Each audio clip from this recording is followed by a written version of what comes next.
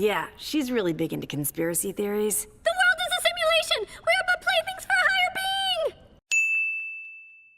being! Collectors live long, we watch things pass. To preserve, to observe, we must amass. What flies, what swims, be it predator or prey. Seal them up so that they never fade.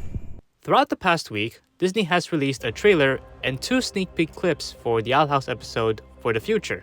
For a while, I considered not doing a prediction video because the episode has already been leaked. However, to my surprise, almost 3/4 of you haven't actually seen the episode yet.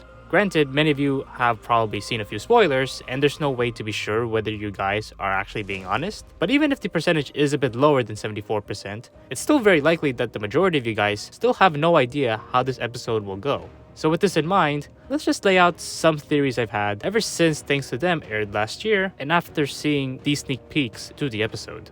The first one I have is related to Luz's talisman. I've said before that I think her talisman will be a snake, and I still firmly believe that. However, with the few glimpses we have seen of Luz's staff, I think it will be more than just a snake. No, I'm not saying it will be an orb, as I just think during these scenes, Luz's talisman is still trying to take form, hence why it looks like that. I don't expect the Owl House crew to intentionally reveal something that's important as Luz's talisman. Anyways, the thing with Luz is that she's supposed to be one of the most complex characters of the show, almost to the point where it should be hard to understand her. What that means is that she cannot be represented with just one symbol. So while I do think the animal that represents her the most is a snake, given the hints and imagery we see, it will be likely to be more than that. Maybe it will be part snake or otter or something, who knows. My point is that Luz's talisman is likely a snake combined with a few other animals to show how complex of a person she is. The second theory I have is regarding Belos' final plan. I covered a potential endgame plan for Belos in a previous video. However, the more I thought about it, and after seeing the official synopsis of this episode, I'm less inclined to believe that he could actually possess the Titan, especially after what the Collector did to the Boiling Isles. So what I think is a more likely plan that Belos will do is try to possess the Collector themselves. Granted, the Collector is all-powerful and literally one-tapped Belos before, but he can adapt, and I can see Belos sneak his way through the Boiling Isles and take hold of the Collector like what he did to Hunter. Of course, the Collector is likely smart enough to not fall to being literally possessed, but at the very least, I do expect Belos to manipulate him.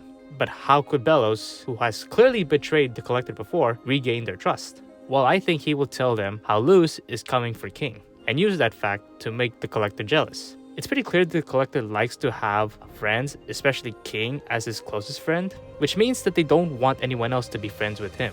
By inciting jealousy, Belos could easily manipulate the Collector to go against Luz and her group. Now, of course, I do also believe that Luz and her group will get through to the Collector and convince them to change sides at some point, probably by the end of the episode. In that case, I don't know what Belos can do next once the Collector joins Luz. Maybe that Titan possession theory is still on the table, but we'll have to wait and see. Moving on to the third and last prediction I'll cover in this video, I think Hunter will gain some powers of his own, or rather unlock them during this episode. After Flapjack sacrificed himself to save Hunter at the end of Thanks to Them, I say it's likely that his magical powers became a part of Hunter. I did allude to this theory before in that previous theory video I made earlier, but I am believing more in this theory now, mainly because it would not make much sense if it doesn't come true. If Luz is able to get a witch's staff and magical powers with it despite not being a witch, it wouldn't make much sense for Hunter, who had powers previously with Flapjack, to be powerless for the rest of the show. Also, after what Hunter has gone through, he very much deserves magical powers. So yeah, those are my predictions for the coming episode. Hopefully you guys are excited to watch For the Future as much as I am. Keep in mind, by the way, For the Future will be available on Disney Channel's official YouTube page on Saturday at 10 p.m. PST. So for those who don't have cable and don't want to resort to pirating content, I highly encourage you guys to watch it through there. Especially considering that YouTube viewership is one of those statistics that Disney actually cares about when determining whether a show is popular and profitable for them. So by watching the official YouTube release of this episode, you are also supporting Dana Terrace and everyone else who created the Owl House, which is how it should be in my opinion. Anyways, that's it for now. Thanks for watching. I hope you all have a great day. See you in the next one.